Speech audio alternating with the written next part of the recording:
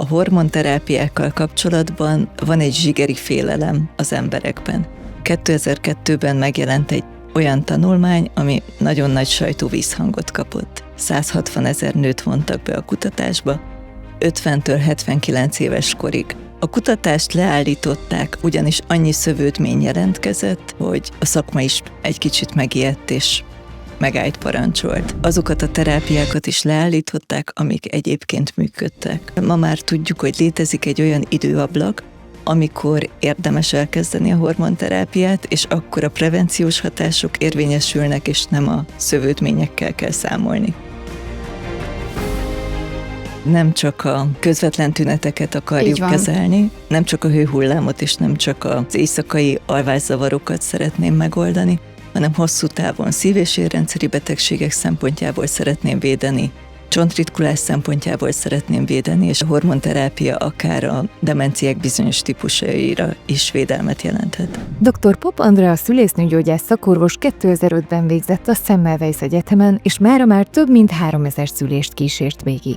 Andrea a változókor komplex megközelítéseinek elkötelezett szakértője, aki ötvözi az életmódbeli és a testi-lelki tényezők figyelembevételét az orvostudomány mai állása szerinti legmodernebb terápiákkal. Hallgassuk meg tőle, hogy mit tehetünk, hogy a változókori időszak ne küzdelem, hanem egy élettel teli új szakasz lehessen az életünkben. Nem kell mindenkinek a hormonterápia, nem is lehet mindenkinek hormonterápiát indítani. Mindemellett úgy gondolom, hogy nagyon sok nőnek ez hatalmas lehetőség lesz, azáltal, hogy ez hozzáférhető, egy más minőségű időskor várható.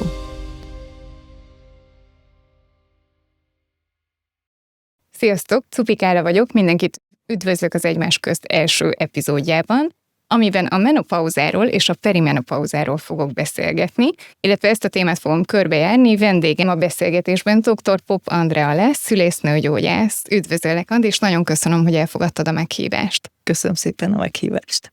Akkor csapjunk is bele. Az első kérdésem az lenne, hogy mi a perimenopauza és mi a menopauza. Tehát mi történik ilyenkor a nők szervezetében? Honnan tudjuk egyáltalán, hogy éppen ez történik velünk?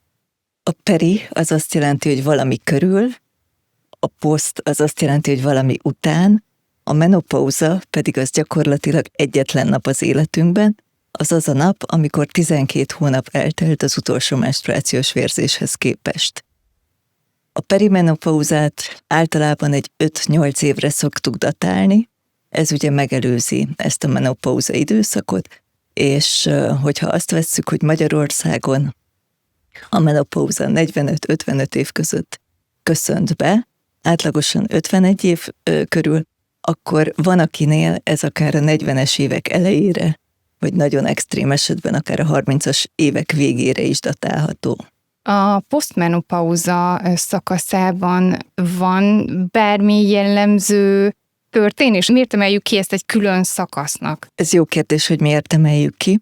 Egyre hosszabb ideig élünk, és manapság az életünknek akár 35-40 évét is posztmenopauzában tölthetjük.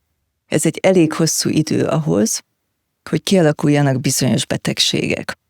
De onnantól, hogy a petefészkeknek a hormontermelése megszűnik, onnantól egy csomó degeneratív folyamat el tud indulni a szervezetben. Például, amikor az ösztrogén lecsökken, akkor ez tud tünetekkel járni, de amit elindít például, az inzulinérzékenység csökken a sejtekben. Ez hajlamosíthat minket inzulinrezisztenciára, vagy akár 2-es típusú cukorbetegségre is. Onnantól, hogy perimenopauzába kerülünk, a vérzsírok elkezdenek megemelkedni. Menopauza után, tehát posztmenopauzában ezek a koleszterin plakkok elkezdenek lerakódni az ereink falán, és az életkor előrehaladtával, tehát az évek előrehaladtával, ezek szív- és érrendszeri betegségeket tudnak okozni. Onnantól, hogy megszűnik a petefészek ösztrogén termelése, elindul a csontvesztés. Ugye hosszú évek alatt ez csontsűrűség csökkenéshez vagy csontritkuláshoz tud vezetni. 50 év fölött ugyanúgy vezető halálok tud lenni nőknél a szív- és érrendszeri betegség, mint férfiaknál. Az egy nagyon érdekes adat volt számomra, hogy például combnyaktörésben 30%-an a meghal a betegeknek. Nem maga a törés miatt, hanem az annak kapcsán kialakuló szövődmények miatt. Tehát az is egy olyan kórkép, amit el tudunk kerülni, és ahhoz, hogy ezt meg tudjuk tenni, ahhoz így az 50-es évek tájékán kell elkezdeni úgymond befektetni a testünkbe, és ez jelent mentálhigiénét, jelent életmódot, jelent mozgást, táplálkozást, alvást. Mik azok a perimenopauzás első tünetek, amik nem annyira tipikusak? Mert ugye van például, azt mindenki tudja, hogy jó, hát ha hőhullámon van, az egy ilyen nagyon egyértelmű jel. De milyen olyan tünetek vannak, amik nem annyira egyértelműek, de a praxisodban azért gyakran találkozol vele, hogy esetleg nem is tudja a beteg, hogy ez ahhoz köthető. Az egyik első tünet, az egyik első jelenség igazából élettani folyamat, az, hogy a petefészkek elkezdik csökkentett mennyiségben termelni a női hormonokat. Ez elsősorban a progeszteron, és 45 éves kor után az ösztrogén is elkezd csökkenni. Ez a nagy átlag. Nyilván vannak ez alól kivételek. Leginkább ciklusingadozások jelentkeznek az elején. Ez azt jelenti a legtöbb páciens esetében, hogy a ciklusok az átlag 28 napról elkezdenek rövidülni. És akkor ez akár extrém mértéket is ölthet, tehát van, aki 21 napos ciklusra áll be, az viszont azt jelenti, hogy nagyon sűrűn vérzik, sok vért veszít, és általában ezek a páciensek nagyon hamar vérszegények lesznek. Ha jól tudom, akkor ez viszont nem feltétlenül mindenkinél jelentkezik, nem, ugye? Nem, ez egyáltalán nem jelentkezik mindenkinél. Mint ahogy a hőhullám sem jelentkezik mindenkinél, tehát a perimenopauzális, menopauzális tünetek között vannak vezető tünetek, és vannak olyanok, amik nagyon-nagyon ritkák. A ritka tünetek közé én összeírtam párat, és kíváncsi vagyok, hogy ezekkel te mennyire találkozol a betegeid körében, vagy egyáltalán ezt megemlítik-e, hogyha elmennek hozzád, mert ezeknél a tüneteknél valószínűleg nem is tudja, hogy ez összekötődhet azzal, igen, hogy ő már a perimenopauza szakaszában van. Tehát én ezeket írtam össze, hogy szorongás, apátia, hangulatingadozás, memóriazavar, azt nagyon sokat hallom, izületi fájdalmak, szívritmuszavarok, migrén, hajhullás, hüvelyszárasság, alvászavarok, krónikus fáradtság, fülproblémák, fogak problémái. Igen. Tehát ezeket általában például nem köti össze az ember azzal, hogy nem, ez azért lehet, hogy... borzasztó ritka, hogy valakinek mondjuk csak egy fülcsengése legyen, és menopauzális tünetként vagy azonosítsuk. Tehát ezek a tünetek valóban nem feltétlenül a vezető tünetek, de a legtöbb esetben azért valami társul hozzá, ami felhívja a figyelmet. És azért is tartom fontosnak ezt a beszélgetést, mert azt tudatosítani, hogy ezekre már érdemes gondolni és érdemes figyelni, akár a 40-es évek elejétől, ez úgy gondolom, hogy nagy hangsúllyal bír. Úgyhogy visszatérve, a vezető tünetek azok valóban ciklusingadozás, eleinte ez azzal szokott járni, hogy erőteljesebb, intenzívebb menstruációs vérzések lesznek, utána ezek a menstruációs vérzések elkezdenek kimaradozni, és gyengébbek lesznek a menopauza közelettével. A másik tünet az alvászavar, és ez legtöbbször azt jelenti, hogy elaludni könnyű, viszont az éjszakát átaludni nehéz. Tehát gyakran van hajnali ébredés, és akkor utána nehezen tudnak visszaaludni.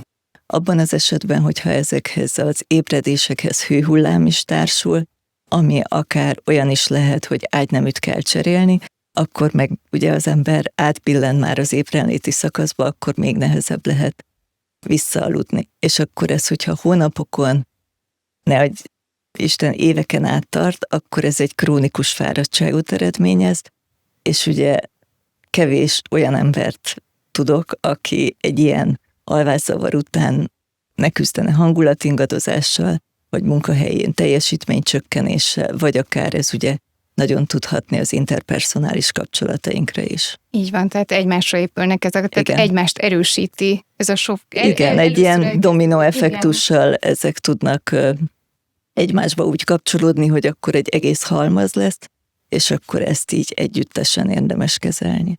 az is nagyon félre vezetheti az embert, hogy amikor dominó effektusban valóban egymásra épülnek ezek a különböző tünetek, akkor ugye olyan problémák is adódhatnak, mint például pajzsmirigy problémák, azt hiszem a kortizol szint emelkedik, és akkor ezeket nagyon gyakran félrediagnosztizálják, vagy nem az okot szüntetik meg, illetve nem hormonpótlással kezdik például, amivel esetleg már lehetséges, hogy be lehetne állítani ezeket a tüneteket is, hanem elkezdenek konkrétan arra a szervre, tehát például fül problémánál elkezdik a fület megpróbálni meggyógyítani, holott az eredendője az nem maga a szerv.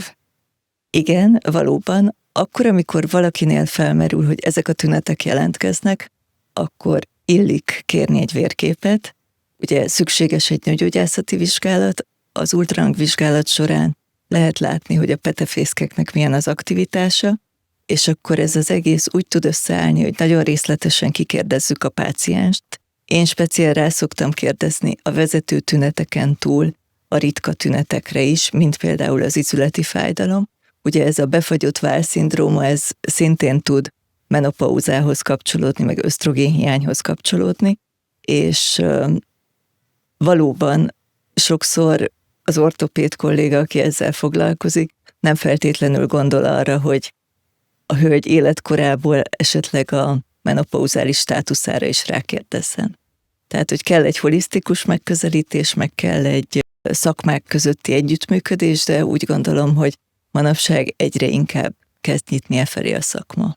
Mivel ennyire komplex tünetek jelentkezhetnek a perimenopauza szakaszában, ezért felmerült bennem az a kérdés, hogy vannak-e olyan tesztek, amivel elég pontosan kizárható, hogy ez nem az, hanem ez. Tehát a differenciál diagnosztika, ez egy nagyon fontos dolog az orvoslásban, és amikor felmerül, hogy valaki perimenopauzában, menopauzában van, akkor, és esetleg hormonterápiát tervezünk nála indítani, akkor egy laborkontroll az nagyon-nagyon nagy jelentőségű.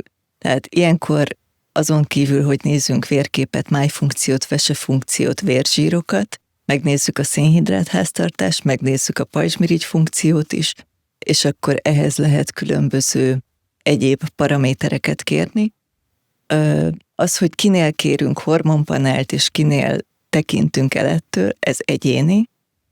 Hogyha például bejön egy hölgy, aki 2-3 éve nem menstruál, és vannak tünetei, akkor és azt látom ultrahangon is, hogy inaktívak a petefészkei, nagyon vékony a nyálkahártyája, tehát minden vizsgálati lelet is ezt támasztja alá, akkor például tőle nem kell hormonszinteket kérni, egyértelmű, hogy mit fogunk visszakapni a laborból.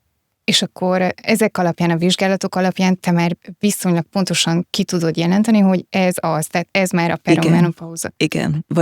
Igen, tehát ugye, hogyha eltelt több mint 12 hónap az utolsó vérzéshez képest, akkor átlépett a menopauzán és posztmenopauzában van. És hogyha valaki nagyon az elején van, azt hiszem, azt pre-menopauza. Igen, pre- és perimenopauza az egy olyan szakasz, ami egymást fedi.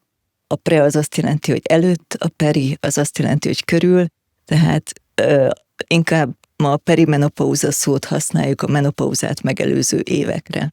Van olyan páciens, aki markáns tünetekkel jelentkezik, úgy, hogy még neki rendszeres ciklusa van. És akkor itt nagyon fontos differenciálni, mert valóban nagyon könnyen bejátszhat egy pajzsmirigy alulműködés, vagy inzulinrezisztencia pajzsmirigy alulműködéssel, vagy egyéb ritkább patológiák. Amikor azonosításra kerül, akár mondjuk egy ilyen nagyon korai szakaszban az, hogy valaki perimenopauzában van, akkor már a hormonpótlás felmerülhet-e opcióként, mint kezelési forma, hogy a tünetek enyhüljenek. Nagyon sokszor hallottam azt, hogy jaj, hát ebben a szakaszban még, amíg a ciklus viszonylag rendszeres, akkor még nem kell, hanem a hormonpótlás csak akkor kell, amikor már abszolút beállt a menopauza, de közben már a perimenopauza szakaszában is ajánlják, hogy érdemes elkezdeni már akkor bevezetni egy viszonylag minimális dózisú hormonpótlást. Valóban, igen. Már a perimenopauzában is felmerülhet, hogy alacsony dózisú hormonterápiát indítunk, vagy pedig fogamzásgátlóra ráállítjuk, ami egy cikluskontrollt biztosít, és azokat az ingadozó hormonokat kicsit kisebb amplitúdóval mozgatja. Tehát mindig egyéni mérlegelést igényel ez a kérdés, és ugye a pácienstől is függ. Hogyha valakinek csak az a tünete van idézőjelben, hogy ingadozik a ciklusa, és nem kiszámítható, ez azért az élettel összeegyeztethető. De például van páciensem, aki 46 évesen szült. Több lombikon átesett. Szoptatás után vannak, akik ilyenkor már nem is a perimenopauzán mennek át, hanem egyből menopauzába kerülnek. Egy olyan páciens, aki 2-3 éves kisgyerekkel van otthon, és nem alszik a gyerek miatt, és nem alszik azért, mert egyébként amikor tudna, a hormoningadozásai miatt nem tud aludni, őt kell kezelni szerintem ahhoz, hogy jól tudjon működni. És van olyan páciens, aki a ciklusingadozás mellé nagyon jól bírja a hőhullámokat, és megoldja az alvászavart is. Nem kell mindenkinek a hormonterápia, nem is lehet mindenkinek hormonterápiát indítani. Mindemellett úgy gondolom, hogy nagyon sok nőnek ez hatalmas lehetőség lesz, és úgy gondolom, hogy az én generációmnak azáltal, hogy ez hozzáférhető, egy más minőségű időskor várható. Úgy vettem észre, hogy eléggé így megosztanak a vélemények, hogy mennyire jó ötlet ez, hogy fogamzásgátló tablettát elkezdeni ebben a szakaszban, mert a fogamzásgátló tablettákban sokkal nagyobb dózisú hormont kap az ember, mint amikor elkezd egy perimenopauzához vagy menopauzához kapcsolódó hormonpótlást. Igen, ez valóban igaz, és 40 év fölött, vagy 42 év fölött vannak javasolt fogamzásgátló tabletták, tehát nem feltétlenül tudjuk adni a teljes palettát, ami mondjuk egy 20 évesnél rendelkezésre áll. Egyéni mérlegelés kérdése, hogy kinek mit adunk. Ugye 40 fölött nagyon sok hölgynek van miomája, akkor fontos, hogy olyan fogamzásgátlót adjunk, ami a miomát nem fogja növeszteni, és ez későbbiekben a hormonterápiára is igaz. Sok olyan barátnőm van, aki eleve óckodik a hormonterápiától, tehát úgy vannak vele, hogy ez egy természetes folyamat, igen. Akkor miért szedjek hormonokat, hiszen így lett megalkotva az ember. Sajnos nincs annyira a köztudatban, hogy igaziból rengeteg betegséget előzöl meg vele. Igen. Ezt szeretem én is hangsúlyozni, hogy nem csak a közvetlen tüneteket akarjuk kezelni, nem csak a hőhullámot, és nem csak az éjszakai alvászavarokat szeretném megoldani, hanem hosszú távon szív- és érrendszeri betegségek szempontjából szeretném védeni, csontritkulás szempontjából szeretném védeni, és ami még nem hangzott el, hogy a hormonterápia akár a demenciák bizonyos típusaira is védelmet jelenthet. A hormonterápiákkal kapcsolatban van egy zsigeri félelem az emberekben, és ez 2002-re vezethető vissza. 2002-ben megjelent egy olyan tanulmány, ami nagyon nagy sajtóvízhangot kapott. Ez a VHI tanulmány, Amerikában készült ez a kutatás, 160 000 nőt vontak be a kutatásba, 50-től 79 éves korig. És a nők egyik csoportja hormonterápiában részesült, a másik csoportja placebóban. A kutatást leállították a tervezett vég előtt, ugyanis annyi szövődmény jelentkezett, hogy a szakma is egy kicsit megijedt és megállt parancsolt. Akkor a sajtóvízhangot kapott ez a kutatás, hogy azokat a terápiákat is leállították, amik egyébként működtek. 2002 óta ezt a kutatást nagyon sokszor újra elemezték, revideálták, és fény derült arra, hogy hol voltak ennek a buktatói. Az egyik fontos elem az az, hogy a pácienseket 50-től 79 éves korig válogatták be. Sokan voltak köztük olyanok, akik már nagyon régóta menopauza után voltak, tehát a posztmenopauza időszakában. És volt arról szó, hogy a menopauza kezdetekor elkezdődhetnek patológiás folyamatok a szervezetben, például a koleszterinplakkok lerakódása az erekben, tehát mondjuk, hogyha egy olyan páciensnél kezdték el a hormonterápiát, aki 15-20 éve volt menopauzában, érthető ez a szövődmény, a trombózis, meg a stroke, stb. Tehát ott egy érintett érfalra adták rá a hormont, és sokkal több szövődménnyel találkoztak. Ennek a kutatásnak az újraelemzésével ma már tudjuk, hogy létezik egy olyan időablak, amikor érdemes elkezdeni a hormonterápiát, és akkor a prevenciós hatások érvényesülnek, és nem a szövődményekkel kell számolni.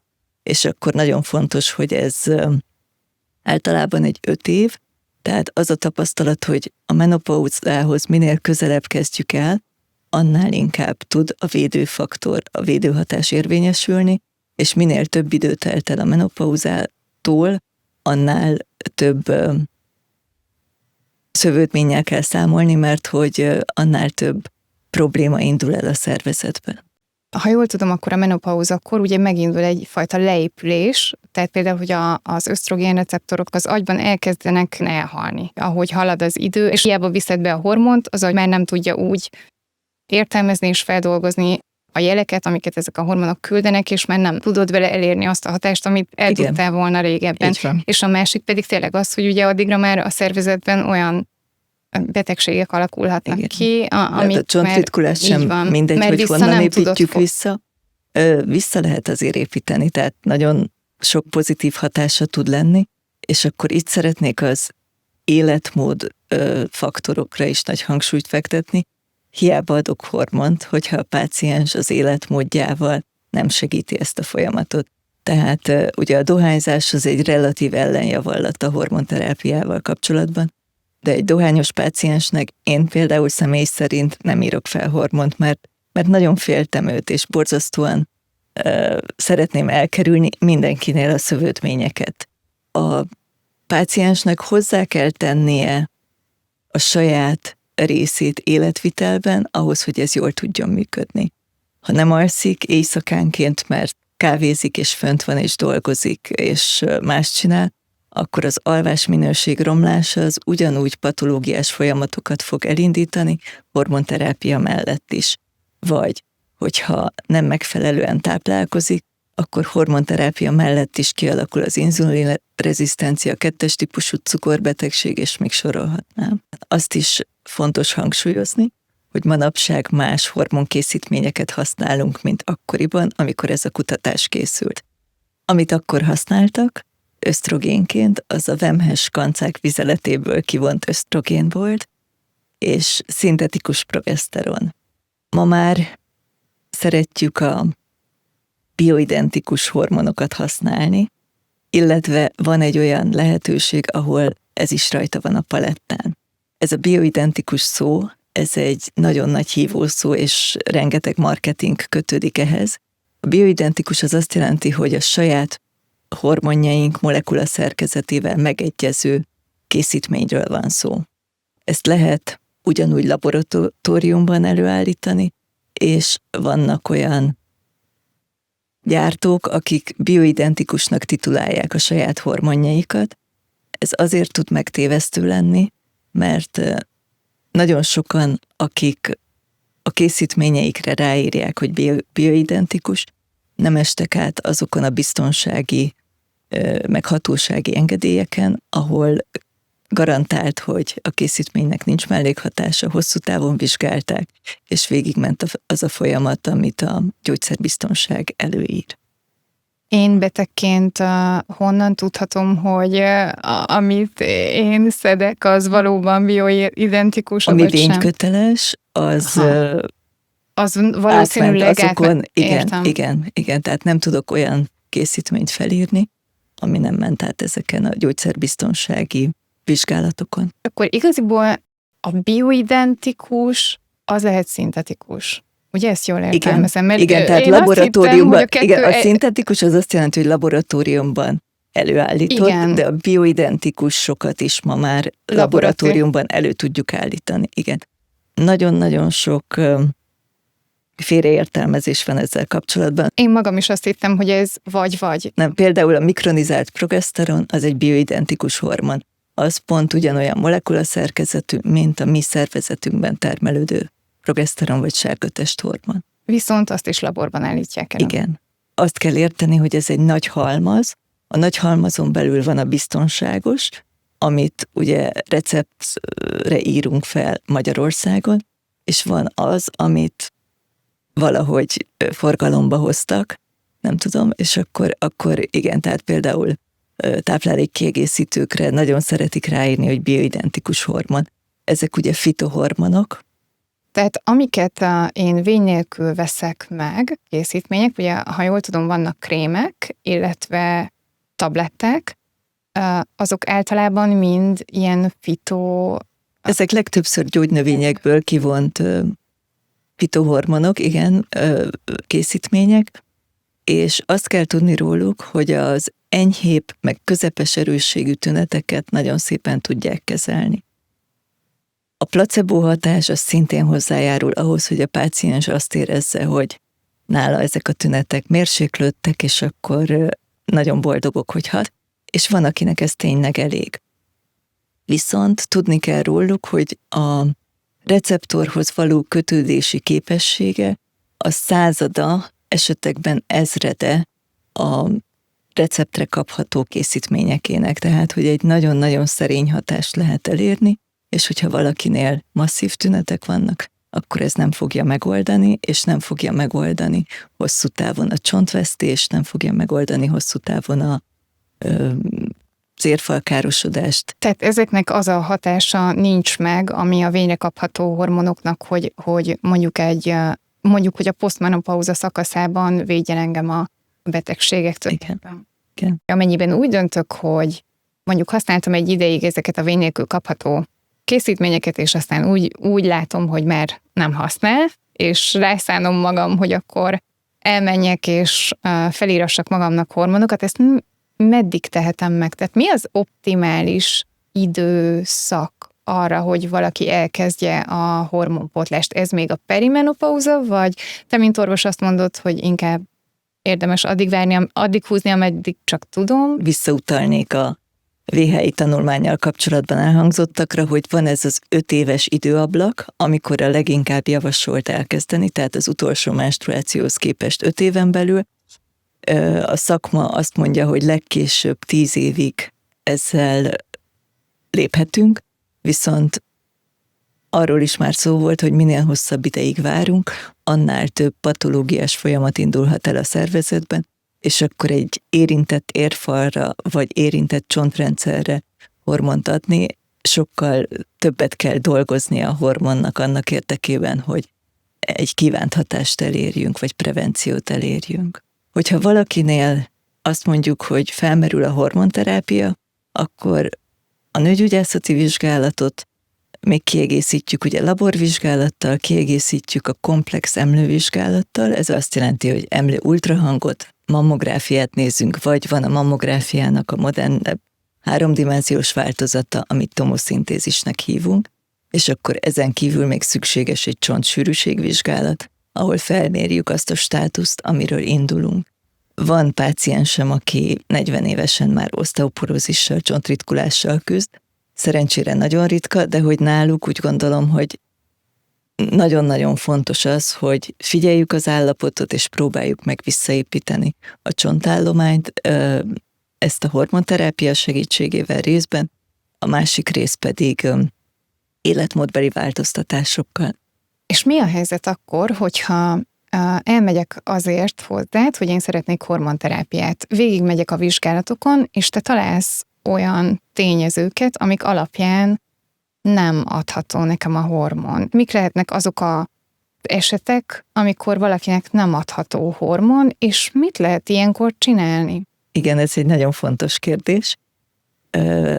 Van a hormonterápiáknak úgynevezett abszolút ellenjavallatok, vagy abszolút kontraindikációjuk, ez azt jelenti, hogy semmiképp nem lehet adni. Ilyen például a métestrák, ilyen például a hormonszenzitív emlőrák, ilyen például az aktívan zajló trombózis, ilyen lehet az ismeretlen eredetű méhvérzés, ilyen lehet a szívelégtelenség. De azért elég ritka, hogy 45-50 évesen valakinél ezek meglegyenek, akkor, hogyha ezek a terápiák, mármint a hormonterápia nem jön szóba, akkor azt kell megnézzük, hogy milyen életmódbeli változtatásokkal tudjuk a páciensnek az életminőségét javítani. és akkor van, akinél el kell kezdeni ilyenkor egy inzulinrezisztenciát kezelni, vagy a 2-es típusú cukorbetegséget, vagy van olyan páciens, akinél ez még nincs, de mondjuk egy kifejezett elhízás van, és lehet, hogy később felmerülhet nála a hormonterápia, de az extrém obezitás az egy relatív ellenjavallat arra, hogy hormonterápiát adjak. Tehát őt elküldöm endokrinológushoz, javasolt nála valamilyen szintű testsúlyvesztés, és akkor megint visszatérhetünk. Tehát az abszolút ellenjavallatok esetében életmódbeli változtatásokkal tudunk eredményt elérni, illetve például a hőhullámokra bevezettek egy olyan készítményt, ami például emlőrákon átesett pácienseknek is adható. Tehát a gyógyszerkutatások kezdik azokat a célcsoportokat is elérni, ahol a hormonterápia nem jön szóba. És akkor vannak azok a páciensek, akik teljesen elzárkoznak a hormonkészítményektől, és nekik is ez lehetőség lehet. Tehát ezek olyan készítmények lesznek, amik nem kifejezetten hormonok, igen. De mégis olyan hatást fejtenek ki, illetve hasonló. Igen. Mi a helyzet azokkal az esetekkel, amikor valakinek nem volt például emlőrákja, de az anyukájának vagy közeli rokonának volt, mert azt tudom, hogy ez nagyon sokszor szóba került. Igen. Ez nem tartozik az ellenjavallatok közé. Tehát a családi előzmények, vagy a családi anamnézis szakszóval, az nem kizáró ilyen szempontból. Ha elkezdhető a hormonpótlás a vizsgálatok után, akkor milyen hormonok kerülnek pótlásra általában? 2 hormon kerül pótlásra legtöbb esetben. Ez az ösztrogén és a progeszteron. Változó, hogy ezt gél, spré, tapasz, szájon átszedhető készítmény formájában adjuk. Tehát az is egyéni mérlegelés, hogy a páciens mit tolerál jól. Ezeknek a készítményeknek a dózisa mennyire lehet rugalmas, mondjuk szeretném elkezdeni úgy a hormonterápiát, hogy csak egy nagyon minimális adaggal, igen, és aztán utána... ez cél, hogy mindig a legkisebb, de hatékony dózist adjuk. És akkor ez egy nyomonkövetést igényel, tehát hogyha elindítom valakinél a gélt, ami ösztrogéngél, egy sárga testhormonnal kombinálva, akkor a pácienst vissza szoktam hívni, hogy megnézzük, hogy az a dózis mennyire hat a tüneteire. És egyre több szakirodalom jelenik meg azzal kapcsolatban, hogy a bőrön át felszívódó készítmények, ösztrogének nagyon-nagyon javasoltak, és ezeknek van gyakorlatilag minimális trombózis kockázatuk, és hogy elsőként választandó a mikronizált progeszteronnal együtt, ugye ezt azoknak a hölgyeknek kell adni, akiknek méhük van. Akiknek a méhét eltávolították, vagy csak a méhtestet eltávolították, ott elég csak ösztrogént adni, ott viszont a szakma azon vitázik, hogy a progeszteronra is szükségünk van, és van olyan páciens, akinek bár eltávolították a méhét, olyan erős tünetei vannak a progeszteron hiány miatt, hogy neki azt is pótolni kell. És mi a helyzet a tesztoszteronnal? A tesztoszteron Magyarországon nem törzskönyvezett. A tesztoszteront a világon mindenhol a libidó csökkenésre vagy a hipoaktív szexuális vágyra törzskönyvezték. A tesztoszteron ugyanakkor hozzájárul az alvásminőséghez, hozzájárul az erőnléthez, hozzájárul nagyon sok kognitív funkcióhoz, tehát akik használnak tesztoszteront, nagyon-nagyon pozitív beszámolók, meg visszajelzések vannak tőlük. És akkor várható valószínűleg, igen, hogy ez előbb-utóbb nálunk hogy is. előbb-utóbb Magyarországon is ez hozzáférhető lesz. A hormonpótlás pszichológiai hatásairól beszéljünk egy picit. Én ezt csak azért írtam fel magamnak, mert a nőknél például az öngyilkosságok száma 45 felett meredeken megemelkedik, és 45-55, 45-60, ez az az időszak, amikor sajnos a legtöbb nő ilyenkor vet véget az életének. És ugye nagyon sokan ezt párhuzamba hozzák a hormonális változásokkal.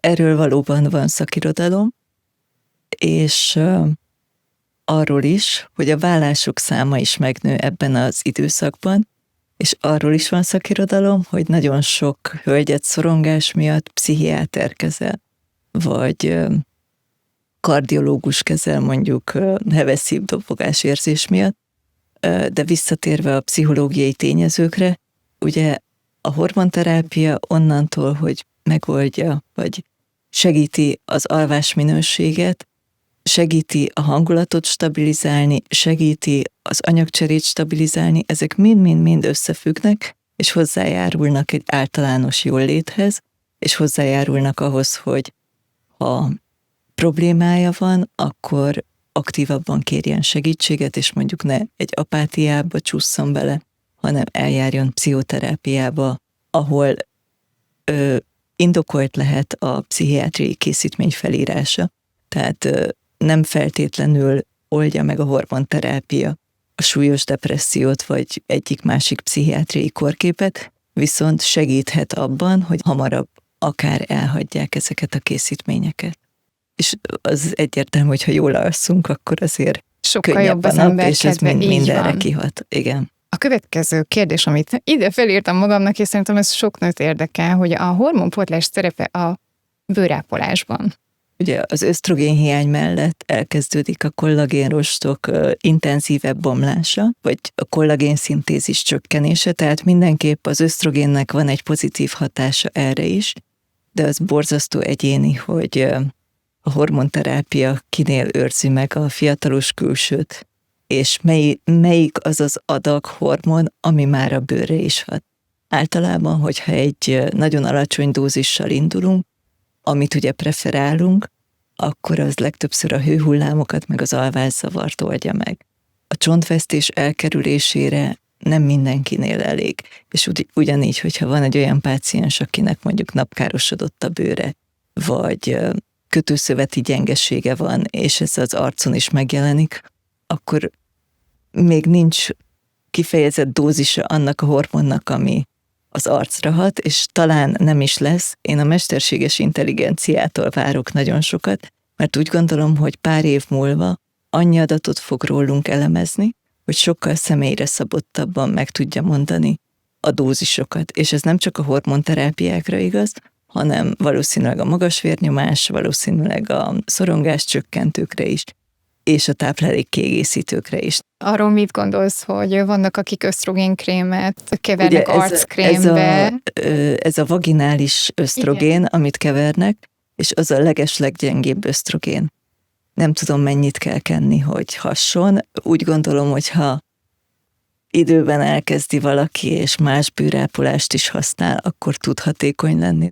Milyen mozgásformákat javasolsz így 45 év felett? Ilyenkor már nem a kardió típusú mozgásokat kell előtérbe helyezni, ha jól tudom, hanem most már az erőnlétit. Valószínűleg ennek a kettőnek a kombója az igazán jó. Abszolút, igen, biztos, hogy kell a kardió is, tehát egy hosszú séta ugyanúgy hozzájárul az egészséghez, és akkor a súlyzós edzések nekem sem szimpatikusak, de kollégáktól Egyetértünk. tudom, hogy lehet olyat csalni, hogy mondjuk takarítás közben az ember a bokájára tesz egy tépőzáras súlyzót, vagy mosogatás közben egy kilós súlyzót a csuklóra. Sétálni lehet, olyan hátizsákkal menni, amiben van 2 lexikon, és akkor ez egy súlymellényként funkcionál. Tehát meg lehet ezt úgy is oldani, hogy nem kell megfeszülni, de... És nem súlyokat emelgetek egy edzőterembe. Igen, de az, hogy X számú guggolást, X számú fekvőtámaszt meg tudjunk csinálni, ez fontos. Mert az izomállomány megtartása az kardinális minden szempontból. Szív- és érrendszeri szempontból,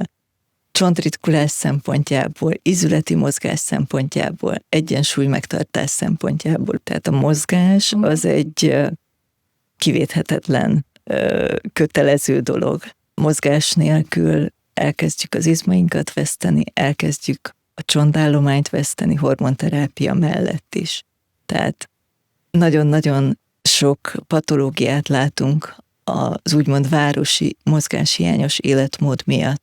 A 70 pluszos korosztálynál ugye gondoljunk csak a csoszogó emberekre, akiknek a csípőízülete nagyon beszűkült, a csípő körüli izmok elsorvadtak, és gyakorlatilag az egyensúlyát is nehéz megtartani, és hogyha egy ilyen páciens elesik, akkor annak akár halálos következménye is lehet. Most már ott tart az orvostudomány, hogy látjuk a folyamatokat, és látjuk azokat a pontokat, ahol lehet változtatni annak érdekében, hogy sose jusson el egy cukorbeteg mondjuk a vakságig, vagy sose jusson el egy gyenge izomállománnyal rendelkező páciens addig, hogy nem tud felállni a fotelból. A testmozgás mellett még a másik nagyon fontos tényező, amivel így természetesen tehetünk a tünetek enyhítésére, az a különböző étrendkiegészítők. Azokból például milyen vitaminok, vagy milyen étrendkiegészítőkben gondolkodjon az ember, amiket érdemes elkezdeni már így 45 fölött tényleg odafigyelve szedni. Igen, ezekre én szintén nagyon nagy hangsúlyt fektetek, mert ugyanígy a városi életmód mellett azért azt látom, hogy vitaminhiányosak vagyunk. Az egyik legfontosabb vitaminunk a D-vitamin, és amikor D-vitamin szintet kérek a páciensektől, akkor több mint 80%-ban egy D-vitamin hiány jön vissza, még akkor is, hogyha szed a páciens D-vitamin. Tehát nem mindegy, hogy milyen minőségűt szed, nem mindegy, hogy milyen a saját bélflórája, mert van, aki a legjobb minőségűt szedi, pont a napokban volt egy ilyen páciensem évek óta, és egy jelentős hiány van nála. Tehát ott valamilyen felszívódási zavarról van szó, és akkor én őt egyedül nem fogom tudni kezelni, ott muszáj egy gasztroenterológusnak is csatlakoznia ehhez a terápiához. Tehát, hogy itt is szeretném hangsúlyozni, hogy nagyon fontos, hogy szakmák között legyen olyan együttműködés, ahol a betegeket együtt tudjuk kezelni, és együtt tudjuk a terápiát vinni, de erre is vannak már nagyon jó bevált példák. És milyen vitaminokat emelnél ki, hogy mondtad például a D-vitamint? A D-vitamint, a magnéziumot, a Q10-et, a kreatint, omega-3 sírssavakat. Tehát ezeket úgy gondolom, hogy és mindenkinek érdemes. Az is igen, fontos. Igen, az mint makrótápanyag, nem mint táplálékkiegészítő, de a fehérjék meg a rostok, azok mind nagyon fontosak, igen. És aki fogyaszt szénhidrátot, vagy csak gyümölcsöt, ott mindig el szoktam mondani, hogy érdemes ezeket párosítani, mondjuk a gyümölcsöket, mert hogy a gyümölcscukor is nagyon magas vércukorszintet tud eredményezni, ez magas inzulinszintet hoz, és akkor az inzulinrezisztenciára való hajlamot hosszú idő után elő tudja hozni. Igaz-e az, hogy ha azt tedem ezeket a vitaminokat, és sok rostot eszem, akkor ezzel nem csak az egészségemet támogatom, de még a súlygyarapodást is le tudom.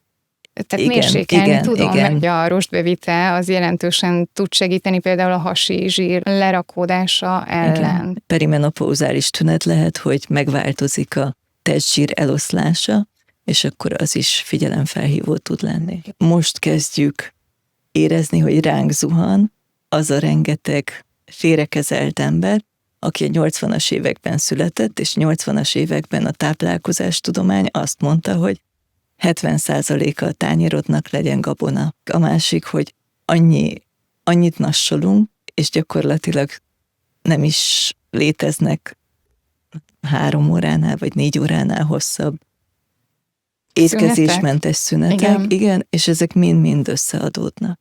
Mit gondolsz az időszakos böjtről? Az időszakos böjt önmagában egy nagyon jó és nagyon javasolt dolog, de ez sem tud mindenkinél működni. Tehát itt is nagyon fontos, hogy dietetikussal, laborokkal alátámasztva megnézzük, hogy a páciensnek mik a szükségletei, és milyen az életmódja, és ezt hogy tudja beiktatni, mert például aki éjszakázik, az nehezen tudja megcsinálni, hogy naponta 2-szer egyen, és akkor 11-kor legyen az egyik, és 6-kor a másik. Vagy anyuka, aki 3 gyerek után fut, és még ellátja az idős szüleit, naponta 2-szer egyen. A csoportba írtam, hogy lesz ez az interjú, ahol ajánlottak, és írtam nekik, hogy ha van bárkinek kérdése személy szerint, amit ő megkérdezne, akkor ezt szívesen feltenném neked. Úgyhogy felolvasnám az első lány kérdéseit. Mik az előnyei és milyen lehetséges hátránya van a hormonpótlásnak? Az előnyeiről azt hiszem, hogy nagyon sokat beszéltünk, de hogy van-e hátránya? Elhangzott. Igen, lehet hátránya, tehát a hormonterápia az ma is akármennyire személyre szabottan és alacsony dózisban adjuk, az emlőrákok kockázatát tudja növelni. Nem magasan, és nagyon szeretjük ilyenkor hangsúlyozni, hogy az a védelem, amit kardiovaszkuláris szempontból, meg csontritkulás szempontjából, meg demencia szempontjából megad, sokkal súlyosabban kerül mérlegelésre, tehát ezek sokkal veszélyeztetőbb betegségek, mint az emlőrák. Az emlőrákról azt kell tudni, hogy azt nem egy dolog okozza, tehát az, hogy hormont fog kapni, az csak hozzájárulhat ahhoz, hogy kialakuljon nála ez a betegség. És itt szeretném az egyik páciensem mondatát idézni, ami nagyon megragad bennem, ugyanis ő egy olyan hormont kapott még annó, ez sok-sok évvel ezelőtt történt, amit már azóta kivontak a forgalomból. És sok évig szedte, kialakult nála az emlőrák, és azt mondta, hogy picit sem bánja, mert hogy az az életminőség, amit ő a hormonterápiával elért, az neki megérte ezt. És azt is tudni kell, hogy az emlőrákokat szerencsére ma fel tudjuk fedezni idejekorán, és körülbelül 90%-ban meg is lehet őket gyógyítani. Egy másik lány kérdése. Hogyan lehet túlélni a menopauzát kisgyerekkel? Szerintem egyre többünket érint, hogy 40 körül vagy felette vállalunk gyereket. Én 41 leszek idén. Pár év és érintett leszek a témában, de a gyerekeim még kicsik lesznek. Hogyan vészeljem majd át ezt az időszakot? Együttérzésem. Van ilyen páciensem, nem is egy, aki ebben a szituációban van, és fel tudjuk ajánlani a hormonterápiát ezeknek a pácienseknek, és igyekszünk minden olyan segítségről tudatni őket, amit igénybe tudnak venni annak érdekében, hogy ez jól működjön. Hogyan hat a perimenopauza és a menopauza a női hormonális betegségekre, például menstruációs migrén, mióma? Ilyen esetekben hogyan lehet megközelíteni a hormonpótlást?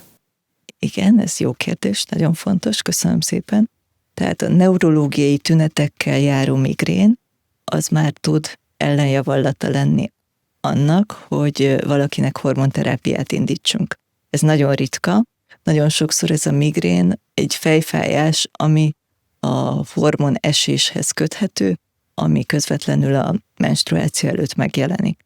Tehát a menopauzában, vagy posztmenopauzában általában úgy adjuk a hormonokat, hogy folyamatosan, és ilyenkor ezek az ingadozások ugye kiküszöbölhetők.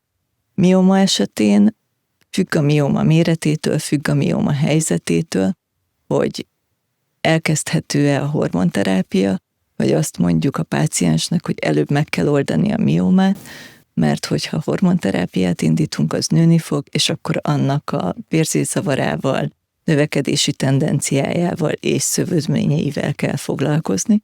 Tehát vannak olyan páciensek, akik műtétre fognak menni annak érdekében, hogy a hormonterápiát elindíthassuk, vagy pedig pici miomák esetén ezt ki lehet védeni a megfelelő adagolással. Feltettek egy olyan kérdést, hogy mennyire öröklött az, hogy mikor kezdődik a menopauza, tehát mikor lép bele valaki ebbe az életszakaszba, és az életmód hogyan befolyásolja, lehet-e életmóddal befolyásolni az öröklött tendenciákat? Manapság azt gondoljuk, hogy az életmód az több dologba szól bele, mint a genetika. Tehát van párhuzam azzal kapcsolatban, hogy általában, amikor az édesanyánknak volt a menopauza időszaka, vagy eljött a menopauza időszaka, nekünk is akkor várható, de nagyon függ attól, hogy hol él az ember, milyen életkörülmények között él, mennyire tudatos mozgás, táplálkozás szempontjából, tehát hogy ez ennél sokkal-sokkal árnyaltabb. Ki lehet-e tolni a menopauza kezdetét sporttal? Ön kifejezetten erre hegyezte ki a kérdést, és itt megjegyzi, hogy anyukám, nagymamám bőven 50 felett kezdett klimaxolni, akkor én is erre számítsak-e? Feketén-fehéren nem tudok erre válaszolni, de igen, aki aktív, ott ugye a vérátáramlás az egész szervezetben intenzívebb lesz, és a vérátáramlás az egy kedvező faktor minden szervünknek. Ha az élettant nagyon szigorúan nézem, akkor a petefészkek vérátáramlásának a növelése az segít abban, hogy ezek tovább működjenek, és a kardiovaszkuláris kockázat is csökken, tehát biztos, hogy van hatása, de nem tudjuk kiiktatni a környezetszennyezési tényezőket, nem tudjuk kiiktatni azt, hogy honnan érkezik az az étel, amit megeszünk. Ezek mind-mind-mind hozzájárulnak.